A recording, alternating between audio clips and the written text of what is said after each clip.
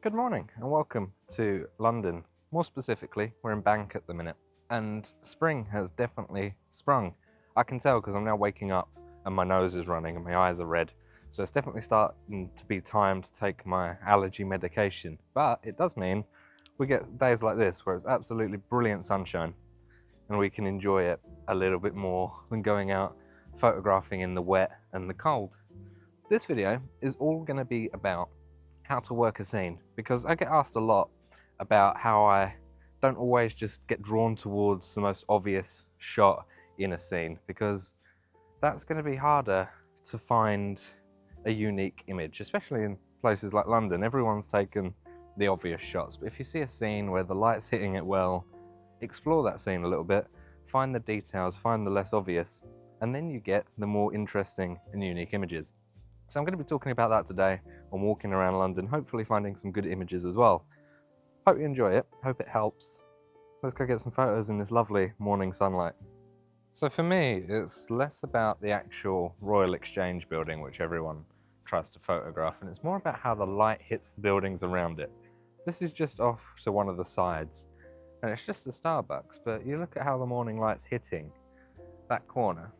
You can frame it really nicely, underexpose the shadow, expose for the light and the highlights, and you get a really nice scene. Wait for someone to walk through it, and if they're wearing darker clothing, you get a nice bit of contrast as well with the light hitting them. It should be pretty cool. We've just got to wait for someone. Like I said, it's early, so we might be waiting for a little bit. I also want to work the scene by changing my angle, and that's something you should do with every scene you find. Is what is the best angle for the image? Don't just sit in one place, camera at head height. Your angle should be around what you're trying to shoot. For me, it's the light, and then trying to get different angles for it. So bringing the camera down low, bringing the camera up high, and work the scene around the light or around your subject and see what works best. So in this angle, you've got the light coming from the buildings in the city over there. It's pretty hazy sunshine at the minute. So it's coming down and hitting at a point, which means there's less light around here, but you do just get the halo around the subject here. So get closer, work lower.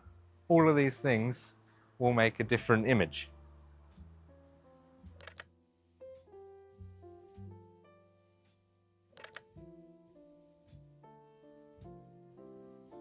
I also like the idea of playing with foreground elements. So whereas a lot of people would just choose to shoot this wall over here because the light's hitting it nicely, I could use the holes in this street lamp to create a nice subframe to capture a subject in the light as they walk through. And you can also use that to block out some of the distracting elements as well. So get the focus right and then capture the person as they walk through, and it turns out pretty good.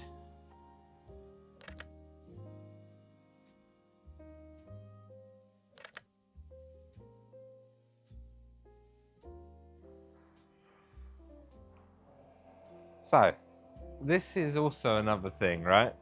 Most people will stand in the sun to create the image, but finding these natural little shards of light is possibly better. So I want to capture someone walking towards the light and capturing them about here just as they're about to hit, or better yet, when their head's just about in the sun. Rather than being like fully in sunshine, finding those pockets of contrast by diving down some sub-streets and not just sticking to the beaten path is possibly better and more rewarding as a photographer when you find a decent shot than it is just hanging around the touristy hubs or, you know, Oxford Street all day, for example.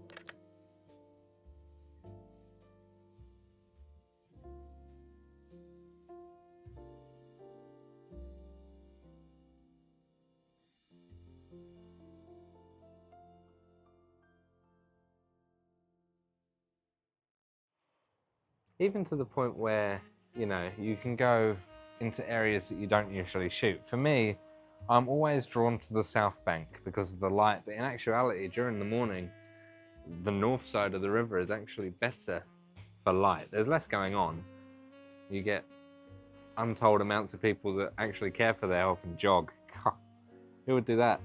But there's some great light, like patches of light that go across these buildings here, and you can capture someone as they come into it and all that sort of stuff. You've got more of a beach than you do on the south side of the river. But it's just about exploring your surroundings a little bit more and, you know, trying to capture things that you wouldn't usually. So if I was trying to capture someone in the light, I might not just photograph it here at eye level, but I might photograph through the metal railings, or photograph low and shoot up and capture people, or use this as a leading line to where the light starts and capture them as they come out of the shadow into the light, so they're just hit by it or haloed depending on what clothing they're wearing. They might have natural contrast with the shadow, or just a halo of sun because the sun's just right there. So they're still backlit as a subject.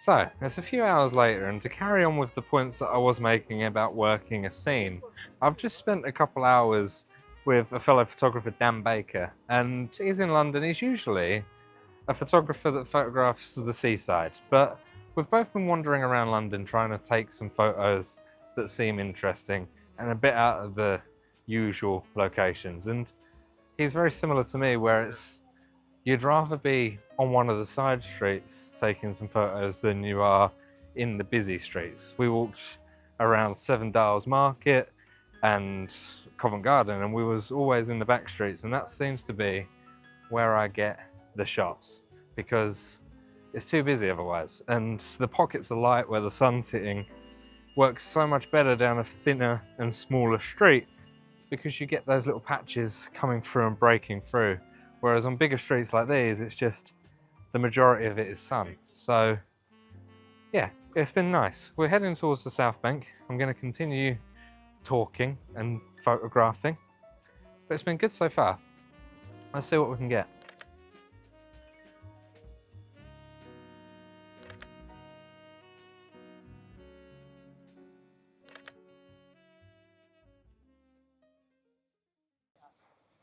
This is new as well. It's like a little art installation just off of the South Bank Centre. And you got the water, which means we get to play with reflection as well. Bright sun and reflection. Yes, please. Also, these staircases, which is the reason I came over here. Shooting down, again, playing with perspective, capturing the light as people walk down. It's pretty cool. Always quite a good image to take, actually. This one's less busy than the one closer to the actual South Bank, which is just over there. You can see the top of it. But yeah, these staircases are good. It's just about getting them photographed right though, where the sun's going to be. There's a really nice contrasting line there, which might work if someone comes up it. I'll take it as an empty scene as well, just in case. It'll remind me to come back.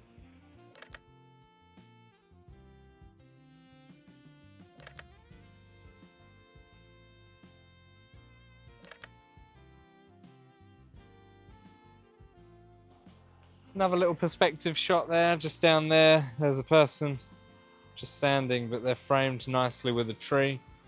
You could do a bit of framing. Framing's always good. It depends on what is framing your subject, though. It's got to complement your subject. You can't just have any old thing, in my opinion. Some people may differ, and they might find that they quite like it.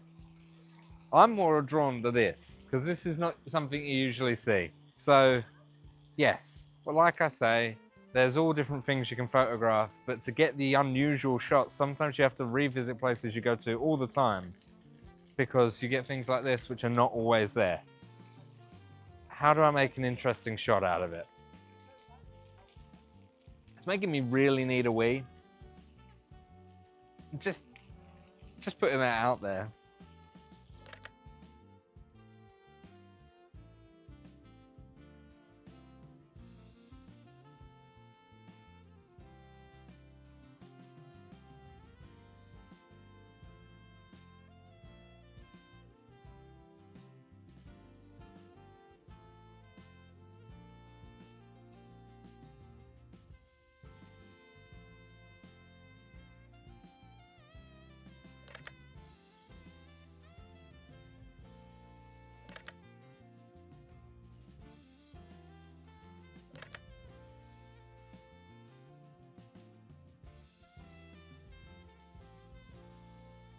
I'm a cowboy now. There's something in my teeth apparently, so I'm now a cowboy. This staircase is the more popular one. It's just closer to the river. But I've noticed where the sun is now, when people walk up and turn the corner, there's a nice shadow on the bit of light there. So I'll wait for someone to come down, and then just before they come around this corner, capture their shadow in that little patch of light there. I'm gonna go and work the angles again, so I'm gonna shoot low, up, and then hopefully grab it before they come. But it's gonna be a quick, you know, quick draw, hence the cowboy, clearly. It's all coming together.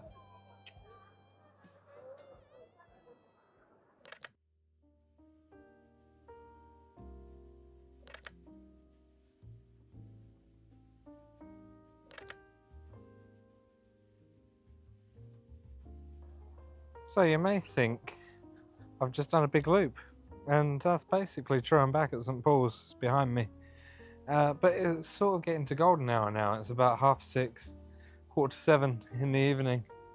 And the reason I'm back here is because my last tip for you guys this evening is that you're going to want to check places over the course of a day. Not just go to one place and be done with it. The lighting and the atmosphere and the people change over the course of a day. So just because you visited it once doesn't mean it's going to be the same if you visited it later in that same day. So whenever I plan my routes, and I always recommend people do the same on workshops and stuff like that, is that if your route's going to start somewhere, end at the same place. Sort of do a loop around itself, you know, base it on a train station, your local train station, or where you live. So Bank for me is a local area, so I always start and end around Bank. So it's something to think about, because like I say, the area can always change depending on how the light hits it. And the golden light today is hitting it lovely.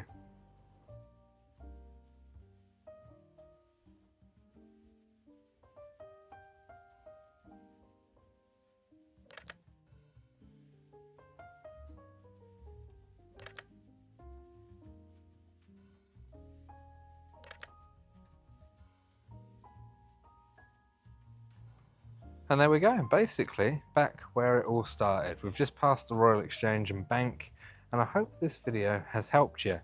It's helped me. I think for me as well, I get complacent when I'm shooting London, and I always go to the same areas and focus on the same shots, and it is a good idea to just explore those areas and really take in the surroundings and focus on different elements in the scene rather than the same old elements over and over again, or the most obvious ones. So if this video has helped or given you any inspiration, let me know by leaving a comment or a like and all that sort of stuff. I will see you next week for another video, and thank you for all your support so far. Thank you for watching. I'll see you next week. Bye bye.